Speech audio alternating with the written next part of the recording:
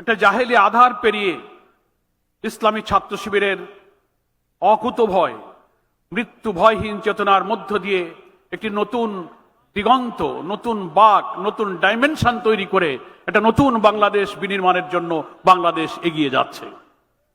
সম্মানিত ভাইরা আমার, জুলাইয়ের গণ অভ্যুত্থানে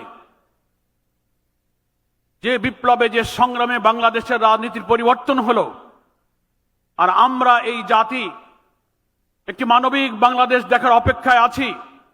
এই সংগ্রামে ইসলামী ছাত্র শিবির ছিল দুঃসাহসী, নির্ভীক, বিজয়ী বীর। অনেক আত্মত্যাগ, অনেক শাহাদাত, রক্তের বিনিময়ে আজকে আমরা এখানে এসে পৌঁছেছি। একটা কালো যুগ আমাদের পেছনে, একটি নতুন সম্ভাবনা আমাদের সামনে। সেই সময়ে জাতিকে ঐক্যবদ্ধ করে আমাদের সামনে এগিয়ে যেতে হবে। ঠিক সেই সময় আমরা আবার একটি চক্র, একটি ষড়যন্ত্র দেখতে পাচ্ছি।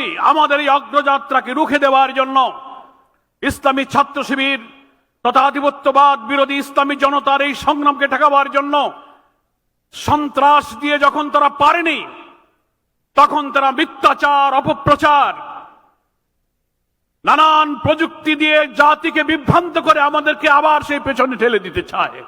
কিন্তু জাতি কোন মিথ্যাচার, কোন মিসপ্রপাগান্ডাকে কখনো বিশ্বাস করবে না। তারা জানে না ইসলামী ছাত্র শিবিরকে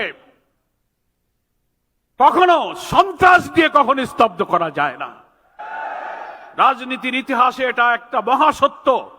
কোন আদর্শবাদী আন্দোলনকে যখন তাগুত শক্তি, প্রতিপক্ষ শক্তি যুক্তি দিয়ে, নৈতিকতা দিয়ে, আদর্শ দিয়ে মোকাবেলা করতে ব্যর্থ হয়, তখন মিথ্যাচার আর অপপ্রচারের অন্ধকারের পথ তারা বেছে নেয়।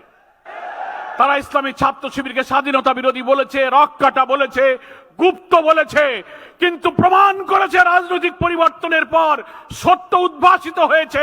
4টি পাবলিক বিশ্ববিদ্যালয় এবং জনগণ তাদেরকে প্রত্যাখ্যান করে প্রমাণ করেছে তোমাদের সব মিথ্যাচার হচ্ছে, মিথ্যা, অসত্য, বিভ্রান্ত। জনগণ তাদের কথায় কখনো বিভ্রান্ত হয়নি। ইনশাআল্লাহ আগামী দিনে নতুন বাংলাদেশ গড়ার জন্য ইসলামী ছাত্র শিবিরের এই অকুতোভয় যাত্রার পেছনে গোটা জাতি তাদেরকে সাহায্য করবে।